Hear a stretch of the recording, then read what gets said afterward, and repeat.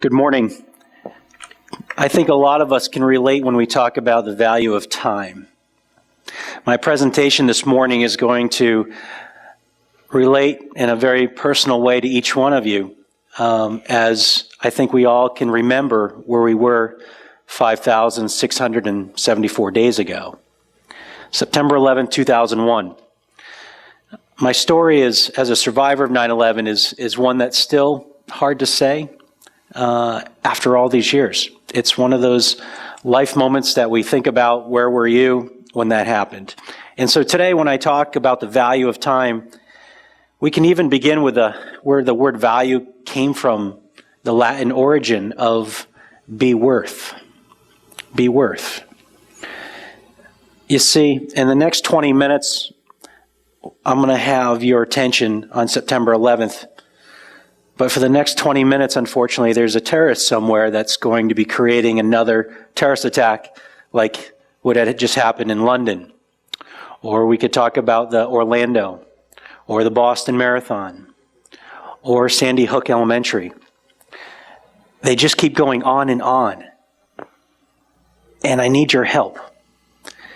Because in the next 20 minutes, you're going to see what happened to a survivor of 9/11, but we can't change the course of the world without each one of us being involved.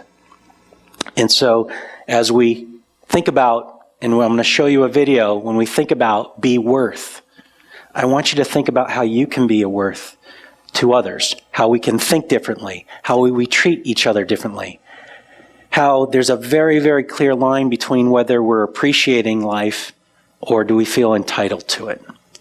So without further ado, I'm going to play the video and show you September 11, 2001 as you walk in my shoes.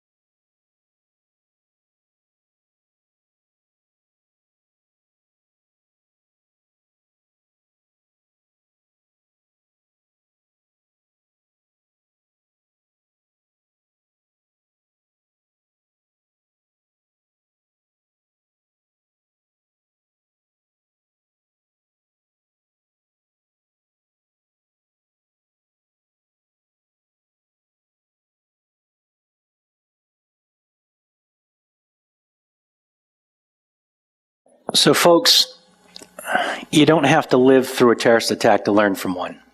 That's why I'm here today. There's a lot of 9/11s that happen in our lives to varying degrees, but it's what we do with it. It's how we respond to it that truly leads us to where we're going to leave a legacy. What is the tomorrow going to look like that we're going to leave? It's how we respond to these things that happen. Now, a lot of what you saw there may have generated a lot of feelings, anger, frustration. It happens. I still live with it every day. But how I respond to that is much different. And that's why I think we all need to do.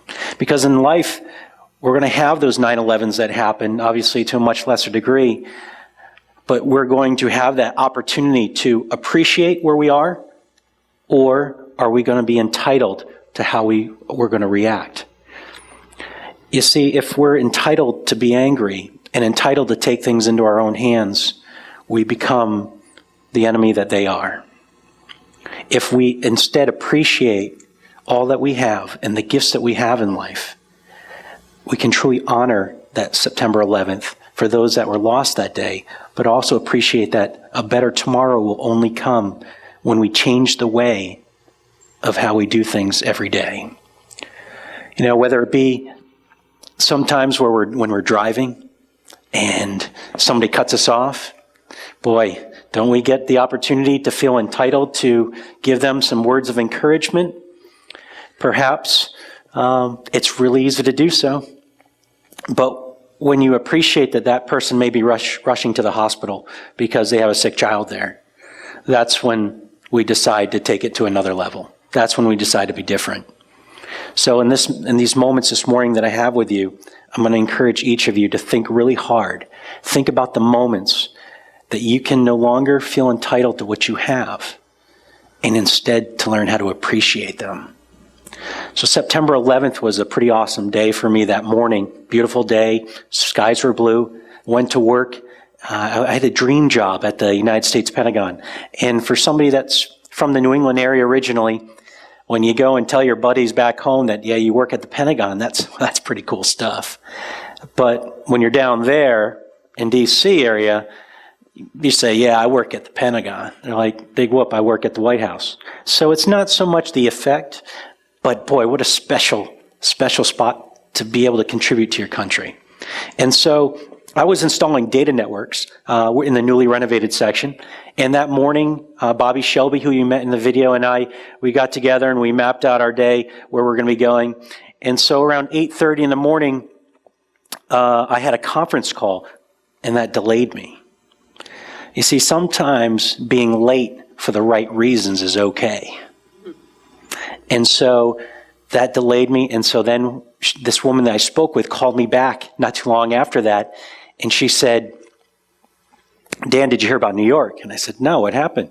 And she said, there's a plane that flew into the Trade Center. And I'm like, in New York? What a horrible accident.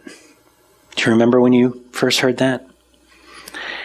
And then as we talked, she said, Dan, you're not going to believe this. I'm like, oh, what's next? And she says, a second plane went into the other trade centers. I'm like, wait a minute, one's an accident too? We're at war. Oh, nuts. I'm in the defense capital of the world right now. Probably not the spot that I really should be. And so I did what probably a lot of you did. I hung up with her and I called home. And I talked to my dad and I said, Dad, I just want to let you know that it looks like our nation's at war. And he was like, what? Really? What are you talking about? Tuesday morning, you're calling me? This is pretty odd, Dan. No, Dad, serious. I'm not kidding. Look online. Don't worry, Dad. I'm in the Pentagon. It's a fortress. It made it through the Cold War. I'll be fine.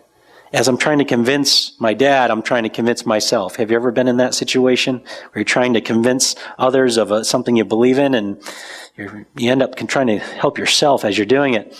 And so I hung up with my dad, and that was nearly the last time I spoke to my dad. It was up on the 5th floor of the Pentagon where cell phones worked because the walls were so thick. And Bobby and I reconnected, and we headed down to the 1st floor. And as we were going down to the 1st floor, Bobby asked me if I could take a smoke break. And I don't smoke, but And he does. So I said, sure. In between the B and the C ring, there's an open area where vehicles drive in because the building is quite large to make deliveries. And so at that point, Bobby lit up his cigarette, and I had a clipboard in my hand at that time, and that's how I started my book, how a clipboard and a cigarette saved my life. You see, as Bobby lit up, I flipped open also my cell phone browser, and I started reading about New York. And I was like, geez, Bobby, what's next? The Pentagon? 3, 2, 1, boom, the blast went off. It picked Bobby and I up and threw us a good distance, and then we were knocked out. The building came down on top of us. By the grace of God, I was able to flip that clipboard up and save my face. And so when I came to, I saw Bobby. He was cut up pretty bad, but he was alive, and I was alive. I took a breath in. Take a deep breath in right now. Go. And then release. There is something so precious about that. And I learned it at that moment. And then I moved my left arm. I couldn't feel it. But I knew I was alive. And so we got up and we went to the center of the courtyard of the Pentagon. And then we were being hollered at, saying, go here, go there. And then somebody yelled right to me, you've been hit. You've been hit. I'm not in the military. I was a contractor there. I had no idea what it meant. I looked down and I realized I was covered in blood and soot. And that's when the pain just started to hit in. And so after that point, Bobby and I had gotten separated, but we ended up reconnecting back in the triage area. We talked earlier about the value of time. We talked about be worth. When I was laying there, I was seeing people running up saying, where do I donate blood? Where do I donate blood? Ladies and gentlemen, you don't need to learn from a terrorist attack. You don't need to survive one to learn from one. You can donate blood today. You can reach out and make this world a better place just from this experience that I'm sharing with you now, because you can make an immediate impact. And so show that worth, show that value so that others can see it. And we can create this value of a better tomorrow. So when Bobby and I were laying there, I heard his voice, and he said, I could hear him talking to a doctor. And then a paramedic came running over and said, get out of there. There's a second plane incoming. That's the one that crashed in Pennsylvania, but we didn't know. I looked up and I could see the F-16s flying over us like a hornet's nest. I'm like, this day has got to slow down at some point. I mean, come on. And so we got up and we ran underneath the nearby bridge and we huddled. And there, I was just wanted everything to slow down. Have you ever had one of those days where you just wanted to stop, time out, and say, all right, everything calm down. Everything's going to be okay. Yeah, I was there.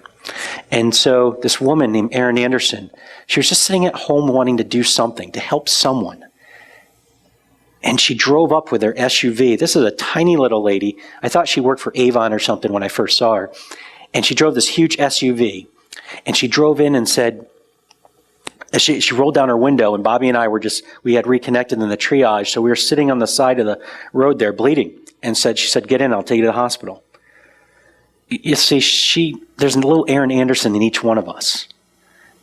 The opportunity for us to think about when others need us, we can say that's somebody else's job, or we can actually do something about it.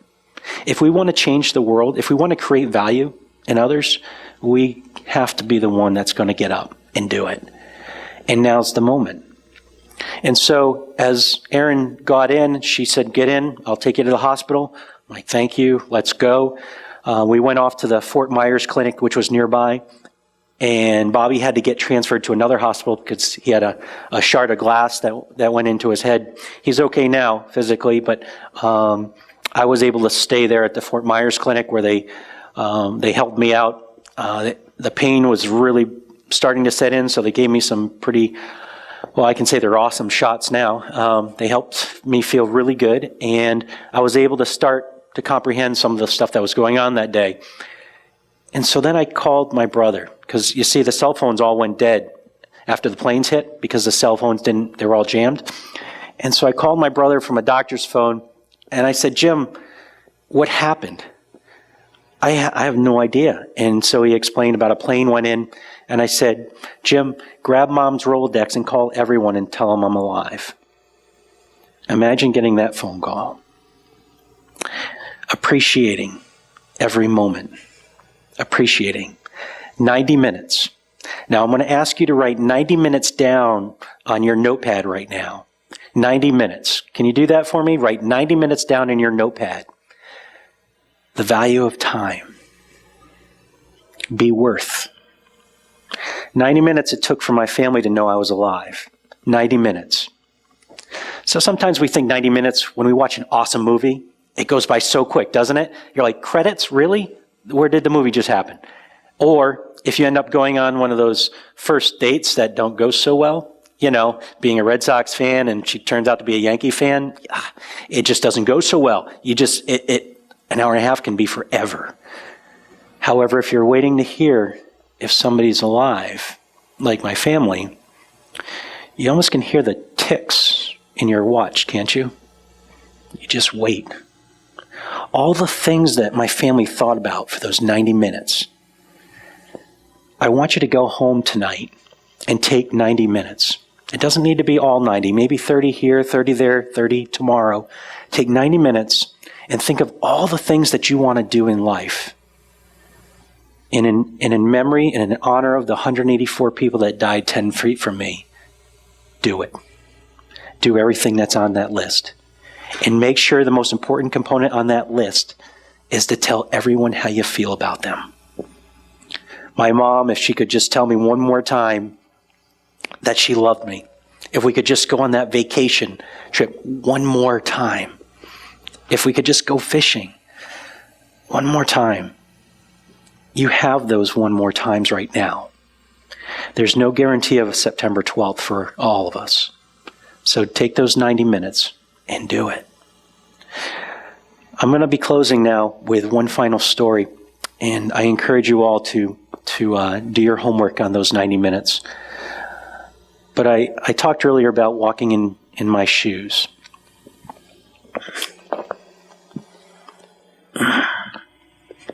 I thought you might like my shoes here. They're pretty snazzy, aren't they? Little red, white, and blue flip-flops. Pretty awesome, huh? Well, after the 10th anniversary of September 11th, I traveled to Wisconsin. I spoke at the University of Plattsville. And it was a group, a very large group there, maybe 400 or 500 people in the audience. And at the very end of my presentations, I opened it up for questions and answers. And boy, do I get some zingers from the colleges. And so this final one that I gave, the final question that came up was this nice woman that stood up. And she said, Mr. Holdridge, your presentation changed my life. Cool. I was so raw still from the 10th anniversary. I had gone down to the Pentagon. I got to revisit with a lot of the families. I was still really, really sore and raw from that day.